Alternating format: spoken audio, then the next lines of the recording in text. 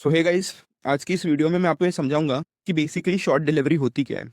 अभी आपने 5-7 दिन पहले एक न्यूज़ सुनी होगी ग्रो के शेयर्स की, कि ग्रो के शेयर्स में 30 लाख शेयर्स की शॉर्ट डिलीवरी आ गई। ठीक है, तो बेसिकली शॉर्ट डिलीवरी होती क्या है? ठीक है, मैंने आपको समझाया था इस वाली वीडियो में कि बेसिकली जब आप अगर इंट्राडे ट्रेडिंग कर रहे हैं, तो आप इंट्राडे ट्रेडिंग कब कर सकते हैं? जब आप आज ही आपको खरीदना पड़ेगा, आज ही आपको बेचना पड़ेगा। ठीक है, तो आपने कोई शेयर्स को बेच दिया इंट्राडे में। अब ग्रो का शेयर क्या हुआ, 2-3 जब से लिस्ट हुआ है 2-3 दिन कंसिस्टेंटली तो बहुत तेजी से बढ़ रहा था।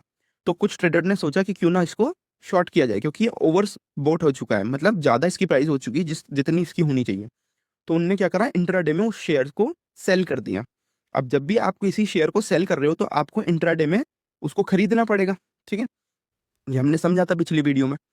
तो अगर कोई शेयर को सब खरीदने लग जाते हैं, जैसे मतलब उस शेयर में टोटल बायर्स ही बायर्स आ जाते हैं, सेलर्स नहीं आते, तो वो शेयर क्या करता है, सेलर हो जाते हैं जीरो, तो और बायर्स आ जाते हैं पूरे। तो शेयर क्या करता है ना, अपनी अपर लिमिट पे पहुंच जाता है, उसको बोलते हैं अपर सर्किट लगना। मतलब वहां पे केवल बायर्स हैं, कोई बेच नहीं रहा शेयर को। ठीक है, इसकी अपोजिट कंडीशन होती है लोअर सर्किट, जब शेयर में सारे बेचने वाले आ जाते हैं, खरीदने वाला कोई रहता ही नहीं, खरीदने वाले जीरो हो जाते हैं। ठीक है, तो अब हम समझते हैं कि किसी बंदे ने शेयर को बेच दिया इंट्राडे में, ग्रो के शेयर को बेचा होगा, तो उसको खरीद के देना पड़ेगा। क्यों? क्योंकि उसकी पोजीशन को स्क्वायर ऑफ करना पड़ेगा। तो और धीरे धीरे ग्रो के शेयर में अपर सर्किट लग गया, मतलब सारे खरीदने वाले आ गए, बेचने वाला कोई था ही नहीं। ठीक है, तो हुआ क्या, हाँ, तो हुआ क्या कि जो अब जिनने सेल कर रखा था वो अपनी पोजीशन को स्क्वायर ऑफ नहीं कर पाए। क्यों? क्योंकि खरीदेंगे किससे, सारी खरीदने वाले ही हैं। ठीक है, बेचने वाला कोई है ही नहीं। तो जब अगर कोई शेयर को आप सेल करते हैं और खरीद नहीं पाते, उस शेयर पे अपर सर्किट लग जाता है, तो वो होता है शॉर्ट डिलीवरी, मतलब वो डिलीवर नहीं हो पाया। ठीक है, आप अपनी पोजीशन को स्क्वायर ऑफ नहीं कर सकते। क्यों? क्योंकि कोई सेलर ही नहीं है आपके सामने। ठीक है, तो इस केस में क्या करता है कि अब खरीदना तो पड़ेगा, क्योंकि आपको पोजीशन स्क्वायर ऑफ करनी है। तो ये जो आपको शेयर खरीदने की जो जिम्मेदारी है वो होती है एक्सचेंजेस की, एनएससी और बीएससी।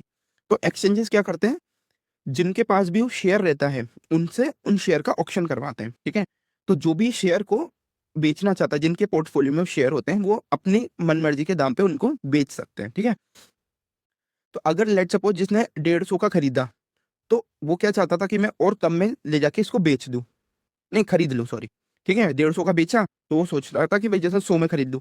लेकिन क्या करा, जब ऑप्शन में वो शेयर जाता है, तो उस शेयर को जो बेच रहा है, जिनके पास भी वो शेयर है, तो अपनी मर्जी के दाम लगाते हैं। तो लेट सपोज किसी ने 400 में बेचा, तो फिर उस बंदे को जिसकी पोजीशन स्क्वायर ऑफ नहीं हुई, उसको 400 में खरीदना पड़ेगा।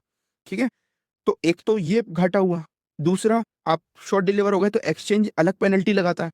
ठीक है, तो ये एक तरह से बहुत बड़ा रिस्क हो जाता है। ठीक है, इससे कि पूरा उस बायर जो सेलर था, जो इंट्राडे में शॉर्ट कर रहा था, उसका पूरा पोर्टफोलियो हिल जाएगा। क्यों? क्योंकि एक तो एक्सचेंज ने पेनल्टी लगाई। दूसरा, उसको जो शेयर अपनी मर्जी से कोई भी ऑक्शन में बेच रहा है, वो अपनी मर्जी से अपनी मर्जी के दाम पे बेच रहा है। ठीक है, तो उसको खरीदना मतलब जरूरी हो गया उसके लिए। ठीक है, तो जब भी आप कोई भी इंट्राडे में शेयर को सेल करें, तो आप या तो प्रॉपर स्टॉप लॉस लगाओ, और स्टॉप लॉस इस तरह से लगाओ कि जैसे आपने कोई शेयर 150 रुपए में बेचा और उसका अपर सर्किट लिमिट है आज 170 रुपए की, तो आप कोशिश करो 165, 163 पे उसका स्टॉप लॉस लगा दो। क्यों? क्योंकि अगर वो 170 टच हो गया, तो आप उसको आप उसको खरीद नहीं पाओगे। ठीक है, तो फिर वो आपको एक्सचेंज अपनी मर्जी जो भी ऑक्शन करेगा, और उनकी अपनी मर्जी के दाम पे जाना पड़ेगा, पेनल्टी अलग लगेगी। इसलिए इस चीज को बोलते हैं शॉर्ट डिलीवरी। तो आप जब भी इंट्राडे में शेयर को सेल करें, तो उसको प्रॉपर स्टॉप लॉस के साथ ट्रेड करें। ठीक है, ये पूरा कंसेप्ट होता है शॉर्ट डिलीवरी का।